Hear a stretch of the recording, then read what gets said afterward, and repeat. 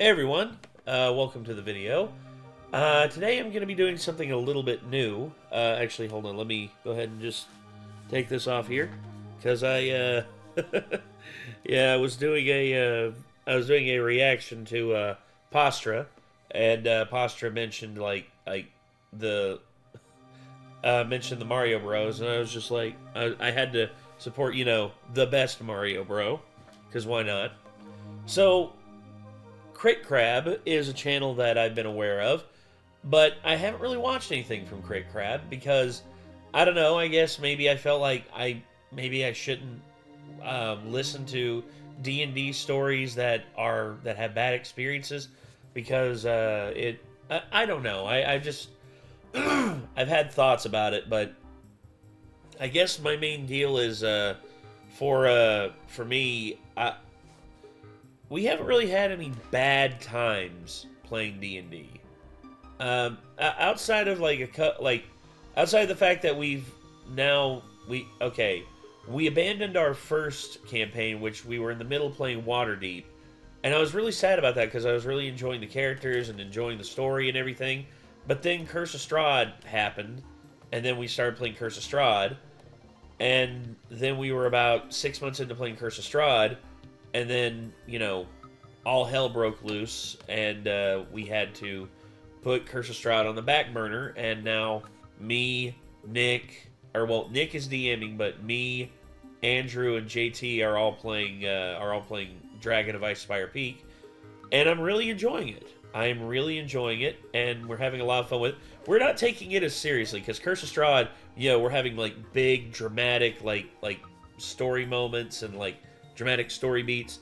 And now here we are with Dragon of Icespire Peak, which is a serious story, but we're basically making it, some good old boys come down from the mountains to hunt a dragon, and we all just go around. We have fun, and here's the thing: we try not to step on each other's toes. Every now and again, I feel like I do a little bit too much in terms of the role play, and it takes away from others. So I have to pull myself back and pull myself out of it because I want everyone to have fun. I want everyone to have fun at the table.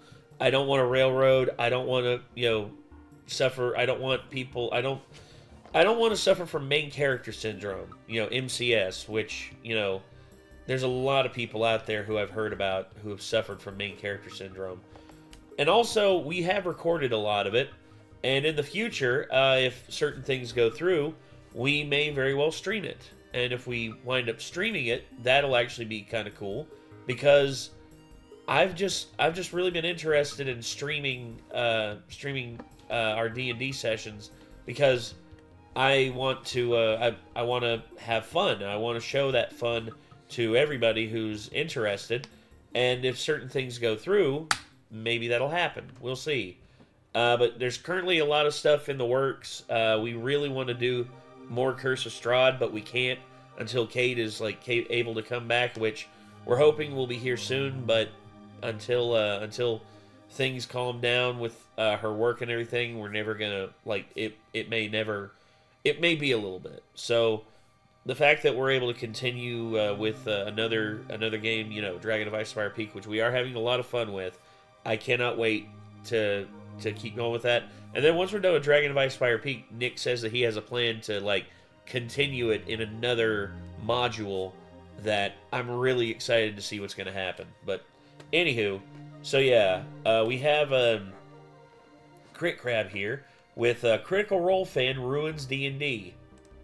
Well, I mean, I have my issues with Critical Role, but for the most part, Critical Role I love Critical Role.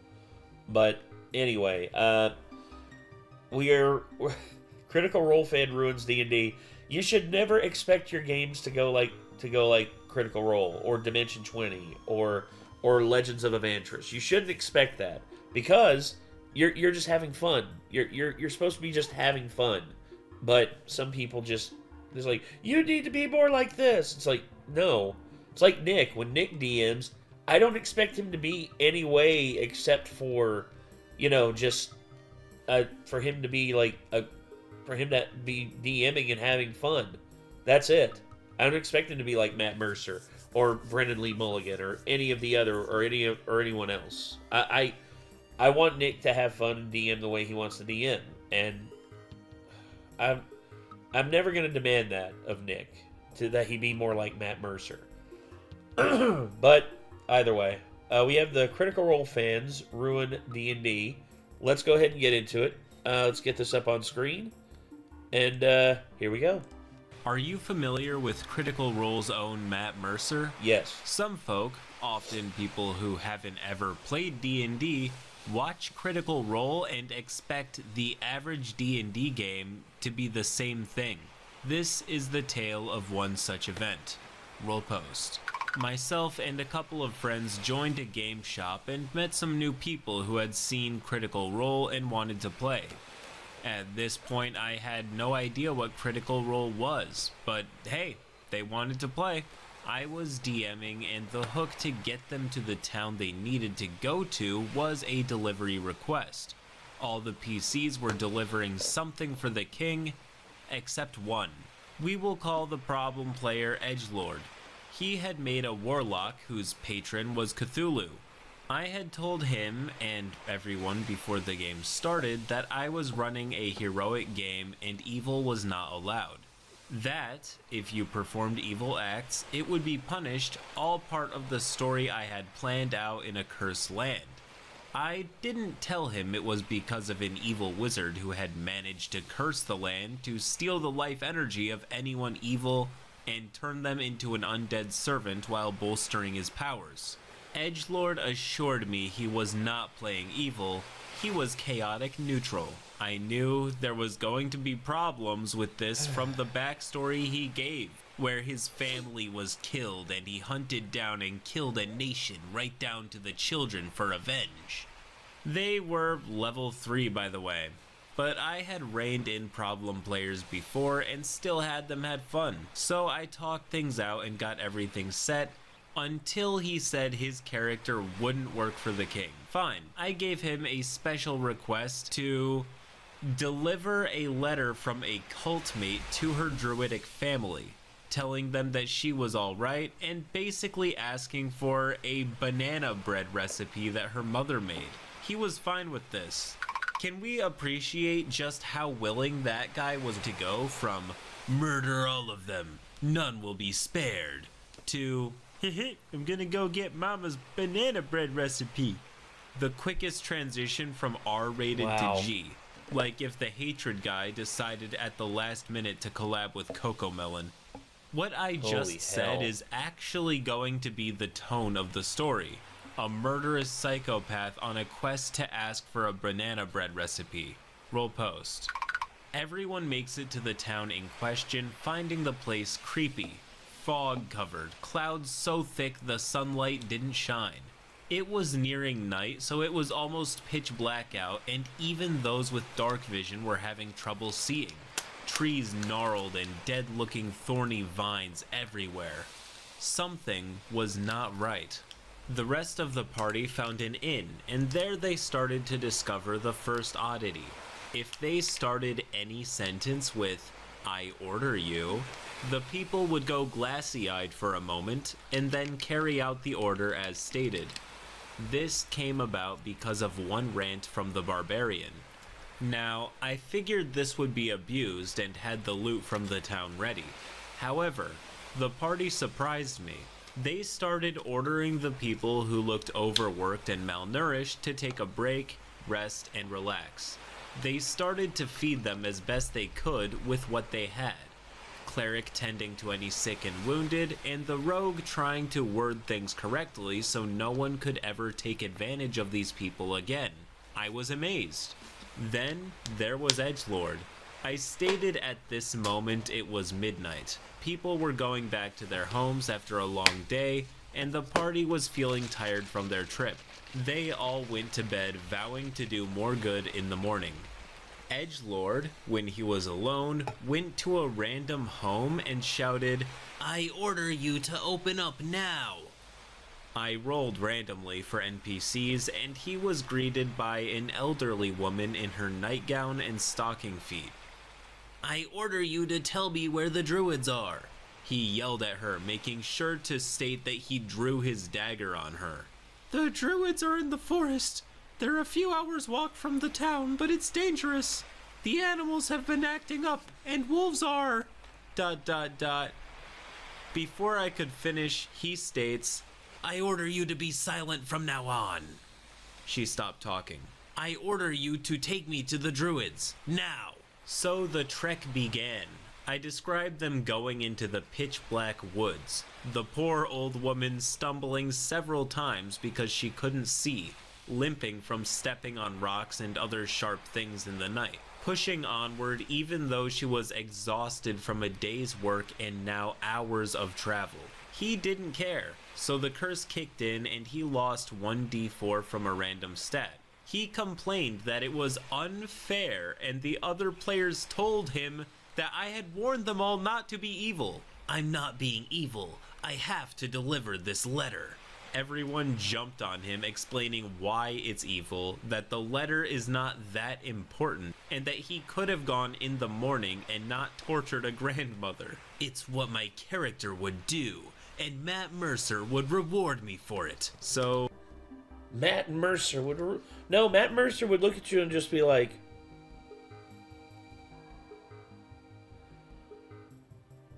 Roll D4.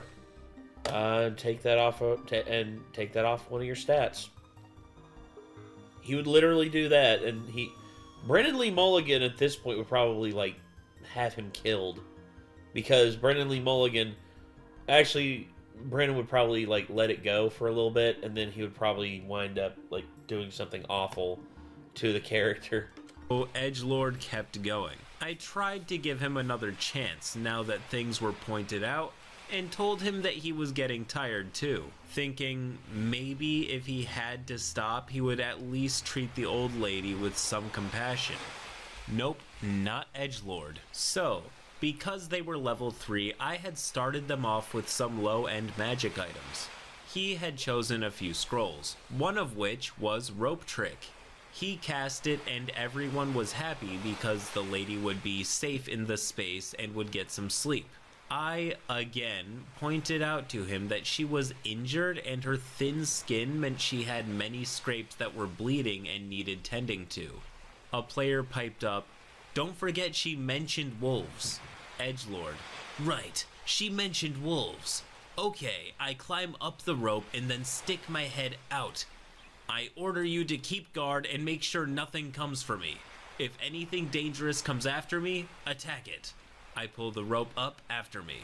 Everyone at the table was shocked. For that, he lost 1d6 from all stats.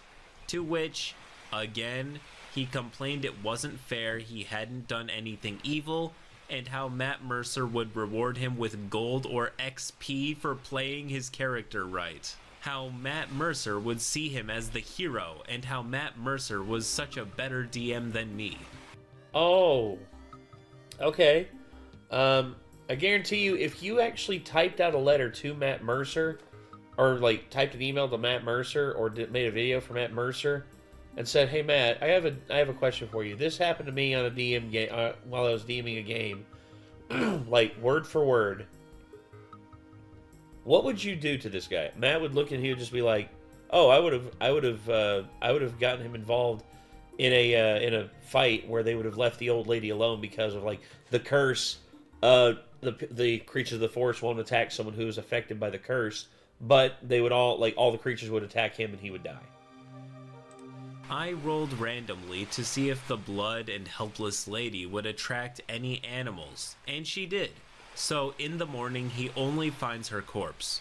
He laughs at it and says, "Heh, stupid lady should have yelled for help." Everyone reminded him that he had forbidden her from speaking, to which he just laughed more. Another 1d6 from his stats and another tirade on how Matt Mercer would handle it differently. I would be willing to bet precious crustaceans that Edgelord does not watch Critical Role at all, because Matt doesn't do any of this. Rather, I suggest that Edgelord instead thinks that Matt Mercer is the #1 best DM ever, and that all DMs want to be like him. So he's weaponizing the idea. That's not true. I bet plenty of people out there who think Matt Mercer... There's some people out there who think Matt Mercer's a bit overrated as a DM. Now, he's great. I personally don't think that. I think he's one of the better DMs. I like him better than Brendan Lee Mulligan. I like Brendan as well. Brendan can be an amazing DM. But yeah, I think Matt overall is, to me, one of the better DMs out there. Of the Matt Mercer figure in an attempt to make OP feel inferior or not good enough. But plot twist, not even close to all DMs want to be Matt, and Matt doesn't want any DMs to try and be just like him. There are a lot of good DMing and playing lessons you can learn through Critical Role, but it's obvious that becoming Matt is not one of them. But Edgelord is gonna take it to the next level. How this party reacts remains a mystery. Roll post. He picked up the body, carried her back to town, and dumped her in the middle of town square, shouting, "I order you all to come here." Everyone gathered, appalled at what they saw. Edgelord points to one person. "I order you to bury her." Points to another person. "I order you to..." He didn't get to finish, because the rogue stepped in and shouted, "I order you to not listen to that man." Making sure his orders would not be obeyed. I order you not to listen to that man ever again. There you go. That seals it. Edgelord went on a screaming tirade, then shouted that he needed to deliver the letter so his friend gets their banana bread. I forgot that all of this pain and death was over a banana bread recipe. Okay. The rogue looks to me and asks, "DM, is it evil to kill a murderer?" I can see where this is going, so I just say, "You don't know how the curse on this land would see it, so you might suffer." Everyone else in the party is fine with that, and they proceed to attack Edgelord. Now, I have a problem because I don't want to chase off a new player, but I also don't want to lose the interest of the party who has been doing so well. They are emotionally invested in this, and I'm happy about that.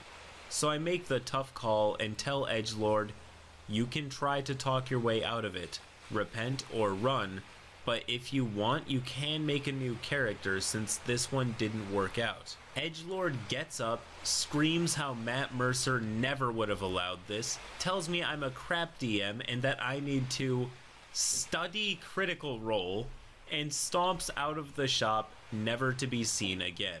Sometimes the trash... Wow. Perhaps you should watch Critical Role, bro, because Matt Mercer would not reward you. Matt Mercer would tell you that you are disruptive, that you are clearly not aware of how the game works, and you can't just get away with what you want simply because you feel like it. Takes itself. Dude suffering from MCS. That's literally what this guy is. This guy is suffering from MCS, main character syndrome. Out. Honestly, the idea of studying Critical Role to become a better player or DM is a complete misunderstanding of both CR and D&D. Matt's style is just that. He runs a game in a way that is very viewer-centric. He's a great DM with a few emulatable traits, but to treat his style like textbook DMing ignores the fact that not every game is live streamed, played by professional entertainers, and enjoyed by millions. Many people prefer many different styles of GMing, and Matt's is only one. OP has another story of Critical Role toxicity. It's called Part 2, but the only recurring character is OP. Roll post. Cast of characters. Barbarian, the old DM, 20-year-old female.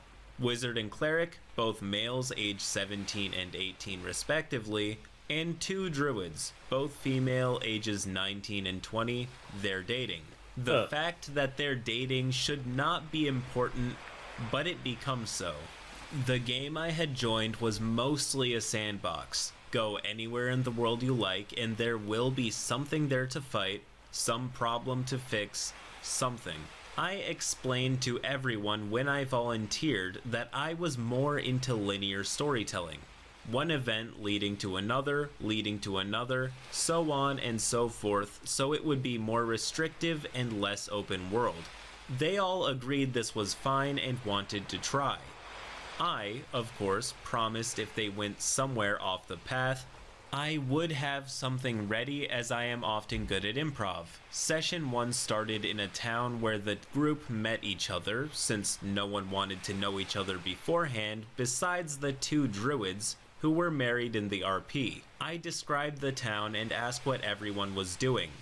Wizard was looking for a bookstore, Cleric, the local church, Barbarian wanted a tavern to go drink at, and the 2 druids smiled to each other and told me, "We turn into cats." Specifically, 1 black house cat and 1 white.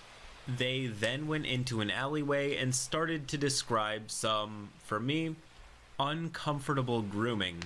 The stage was set and the town was attacked by rampaging hobgoblins on wolves, riding through and attacking anyone they saw. Wizard, Barbarian, and Cleric all rolled for initiative and were psyched for battle. The druids asked to go last. Okay, the battle was heating up with the hobs and the party when it gets to their turn. More grooming. This went on for a few turns before they decided they wanted to go look around. I described the desperate fight again. The scared people and the buildings that had been set on fire from hobs or stray spells. The cats? They asked if there were any mice or rats around. So they just wanted to do a house cat RP instead of like being an adventure. Huh. I rolled and said there were a few.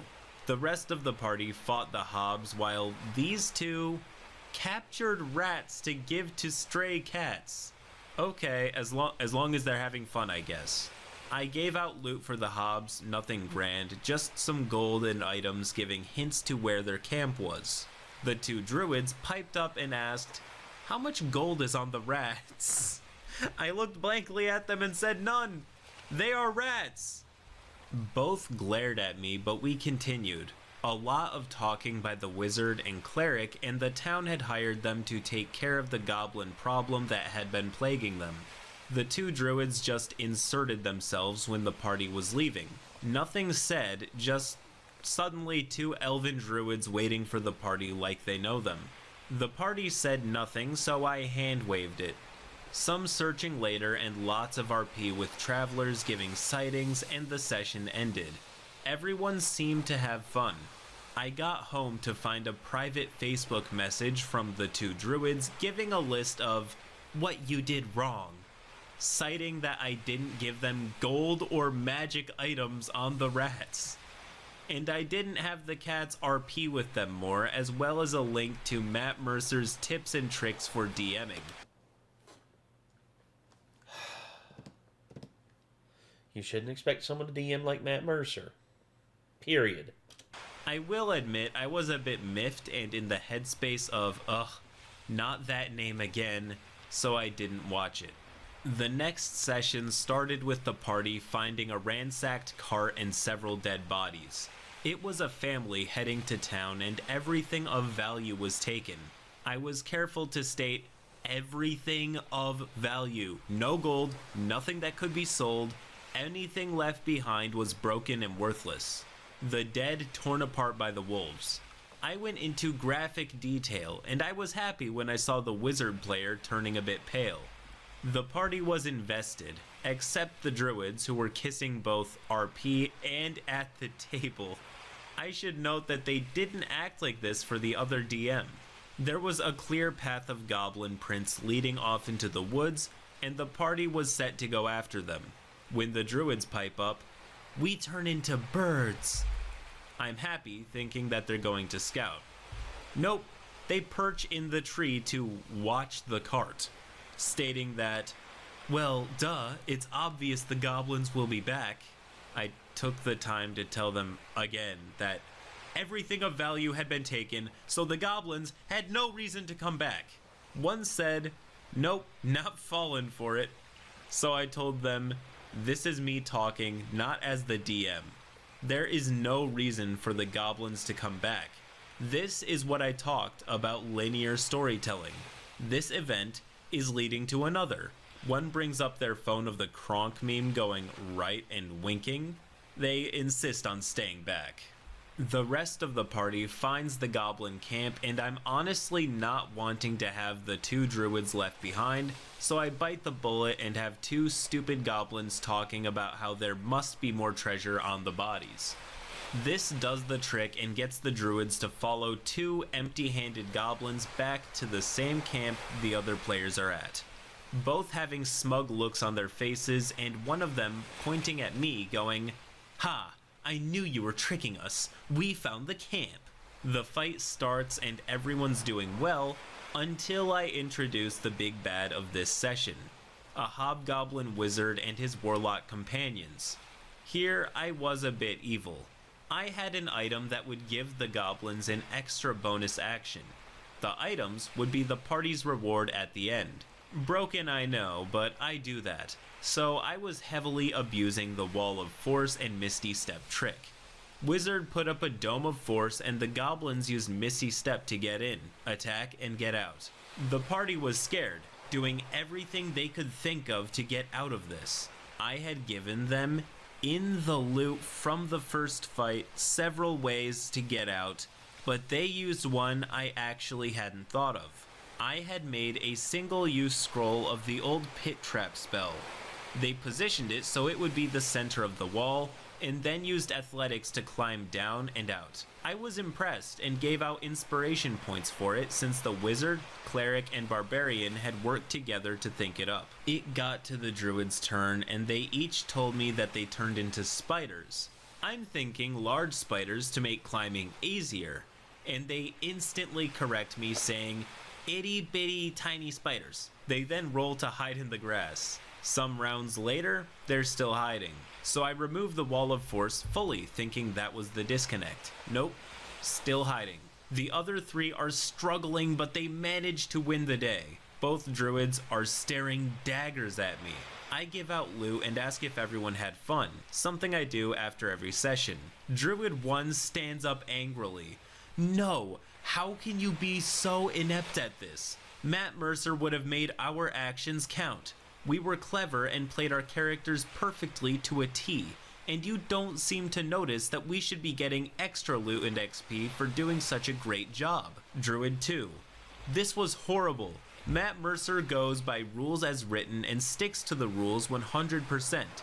He never just makes something up or homebrews anything. Also, Do you not watch the damn series?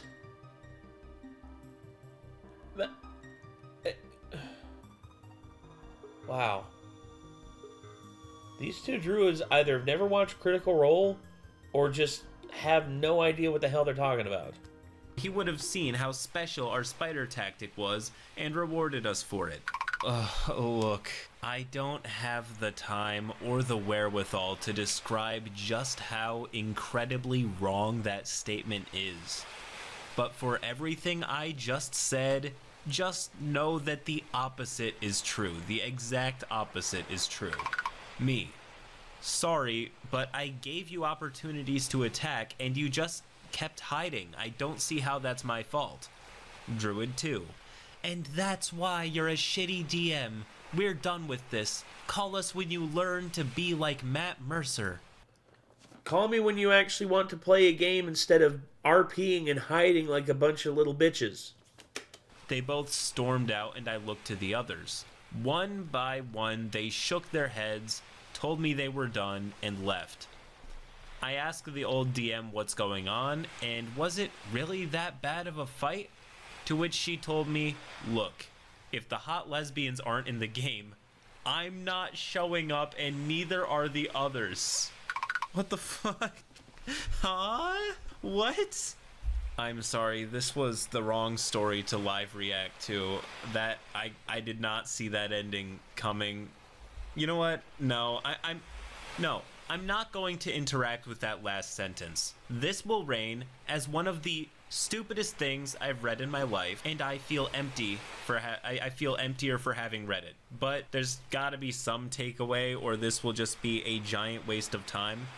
To all of my DMs out there, Mercer is only one in a million different kinds of DM.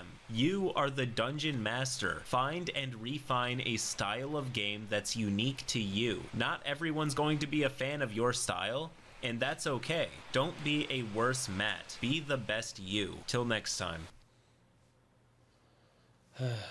Well, I guess at this point, I mean, there's nothing left to do. I mean, dude, if I run into people like that, if I ever DM and I hear them say, you need to be more like Matt Mercer, I'm like, well, I'm not Matt Mercer. I'm not trying to be Matt Mercer. I shouldn't try to be Matt Mercer. And if Matt Mercer were here right now, he'd tell both of you to shut the hell up and play. I don't understand what the DM did wrong. That is if that's a real story, because it could just be like bullshit. But anyway, I guess there's nothing left to do but roll for it. So I'm gonna roll a d20 on my app here. Hey, I rolled a 14, so it's pretty good. It's pretty good. I rolled for initiative and I got pretty good there. So yeah, I don't know what else to say about this except for props to the DM for like sticking to their guns, and also shitty on the other people who were there. It's just like, well, if the hot lesbians aren't going to show up, then neither am I. It's like, huh? What is... Oh my god. I don't know, but anyway, I got to get out of here because I got to stream here in about less than 5 minutes. And also I got to take the dogs out real quick. So anyway, everyone, thank you all so much for tuning in. And until next time, I am Nate. I will see you in the next one. Take care. Peace.